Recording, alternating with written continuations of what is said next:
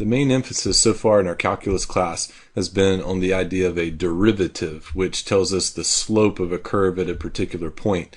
But now we're in the process of kind of transitioning into the main focus of the second half of the semester, which is focusing on what's the area under a curve.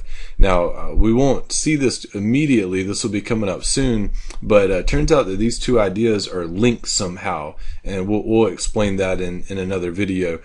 So for now, it might seem kind of disjointed from the first half of the semester, but that's totally natural, and that's okay. In this particular video, we're going to explore the idea of area under a curve, but we're not going to look at a whole lot of calculus. In fact, we might, open more questions than answers in this video, but that's okay. Here we're just trying to explain what the issue is, what we're going to try to do, and then we'll, unpack some of this in some later videos. So here we go. So the main idea, or our goal, is going to be to find the area under a function, under a curve f of x, from a starting point, we'll call it A, to an ending point, we'll call it, B or something like that. So, if I shaded this region right here, I would love to find how much area is under that curve. Now, it seems purely just like a random mathematical exercise, but believe it or not, this has huge implications in finances, in physics, biology, chemistry, and a lot of the different sciences, this idea of finding areas under curves. And again, of course, we'll unpack all of this coming up later, but this is our goal for right now. Now, we know about area. We had, a ton of area formulas in high school geometry. The area of a rectangle is length times width. Area of a triangle is 1/2 base times height. Area of a circle is pi r squared. However, none of those geometric formulas typically will be any use for us, because look at our area that we have here. Because this is just some random function f of x, that's going to make it not, in most cases, one of our typical geometry shapes if that just has a curved top to it. Turns out there is a way to still find this using calculus, and but that's not going to be something we're going to really unpack too much of in this video. We're just looking at what we want to do or what we would like to do. All right, next up, what's the notation? How do you say that? How do you, rather than say it in a big long sentence, how do you say find the area under this curve from A to B? Well, the notation looks something like this. You'll do that antiderivative symbol, that indefinite integral symbol that I showed you in the last video. Now, it seems really confusing to be using that notation and talking about area, because I don't really see anything that hints at needing an antiderivative here, but we'll explain some of that in just a moment. The difference is, instead of just leaving this integral symbol here, we're going to put from A to B, and we've never done that before. From the starting number to the ending number, like 2 to 7 or 0 to 5, or whatever the interval is.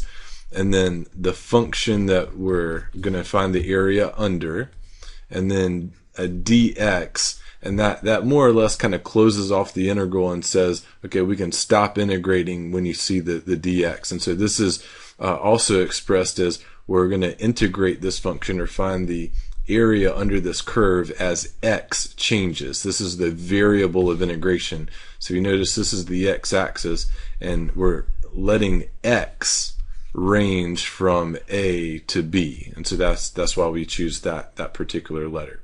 Eventually, we'll learn how to find the area under a curve using calculus, but for now, with these simpler problems, we can get away with just using algebra.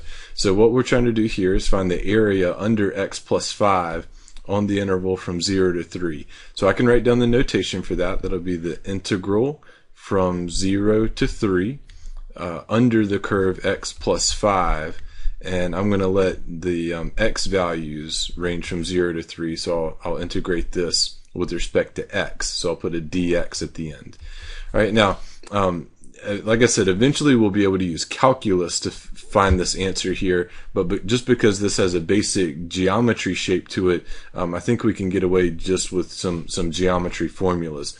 For instance, when I look at this guy, because the top is not curved, you can separate this into a triangle and a rectangle.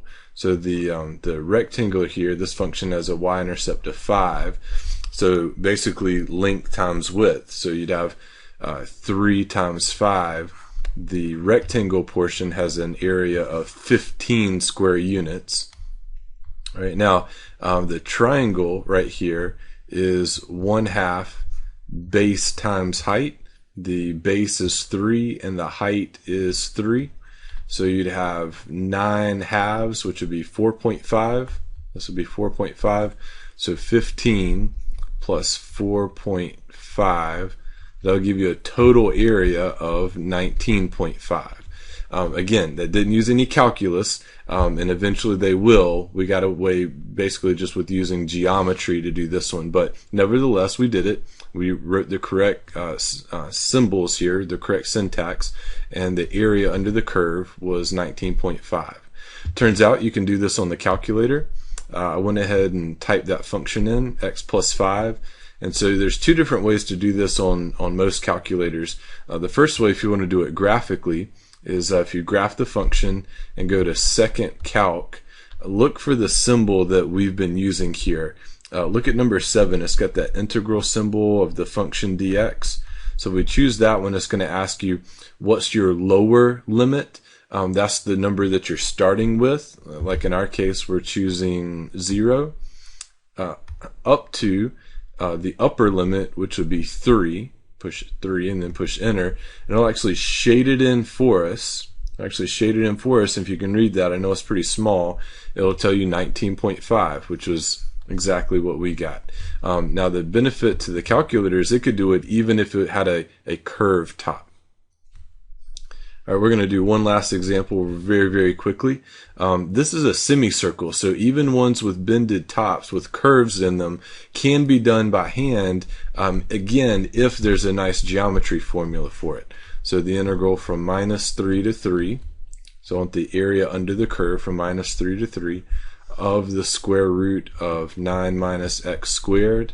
And let's see, it turns out this is half of a circle. Right? And so what's the area of a circle? It's pi r squared, right? Pi r squared. But this guy's radius is 3. So let's see, 3 squared is 9. So 9 halves pi. 9 halves pi. Whatever that decimal is, that'll be the area under the curve. I don't think I'll take the time to type that in, but you're welcome to go ahead and change out that function. And then I tell you what I'll do though. I tell you what, let me do something else instead. I didn't show you the other way to do integrals on the calculator. If you go to math, and right here under the math options, if you scroll down, you'll see something that says, where is it?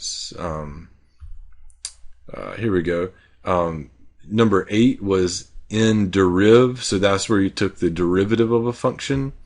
But we want number 9, functions integral. So if you push number 9, it kind of depends on how old your calculator is. The newer editions actually have this pretty symbolic way of doing it.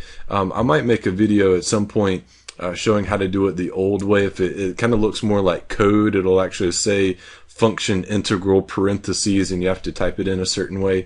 But these newer editions are pretty slick. You literally just type it in, -3 to 3, and so on the inside we'll say the square root of 9 minus x squared, and then dx. And so that symbolically looks exactly what I wanted. And push enter, it'll give me a decimal answer. So it's trying to do this here. 14.137. Now if I actually literally typed in 9 halves times pi, I'm guessing that'll give us the same answer. So it did give us 9 halves pi. It didn't give it to us symbolically, it gave it to us in terms of a decimal, but that's okay too. So anyway, your TIs can be huge helps in doing integrals like this or finding areas under the curve. Now let me close with this video with just some concerns that you might have after hearing what I said and showing you the notation. In the earlier videos, we talked extensively about finding anti-derivatives. That's the opposite of a derivative. So if the derivative of 2x is 2, the antiderivative of 2 comes back to 2x. So you can go forwards or backwards. And it used this notation with this integral symbol. Well, here we have this thing now called a definite integral that gives us area. And it looks identically the same. The only difference is this notation now has this A and B. Seems like such a bad idea. It's like, why did they copy this exact same notation or very, very similar notation for something that totally is different, that means area and is not an antiderivative? Well, we'll unpack more of this later in another video, but I'll go ahead and give you a little sneak peek. It turns out the calculus way to find this area under the curve, unlike the way we did it, we just used kind of geometry and just kind of did it brute force, was it turns out there's a way to use these guys, these antiderivatives that we learned about, to find the area under the curve. So there's a link here that's going to be made. Now, if you want to jump straight to whatever this big thing is that I'm not unpacking yet, what it is called the fundamental theorem of calculus. But it would take some time to unpack, which is why I'm not talking about it here extensively. So now, if you want to go to that video on the fundamental theorem of calculus, you'll discover how antiderivatives link up with this idea of the area under a curve.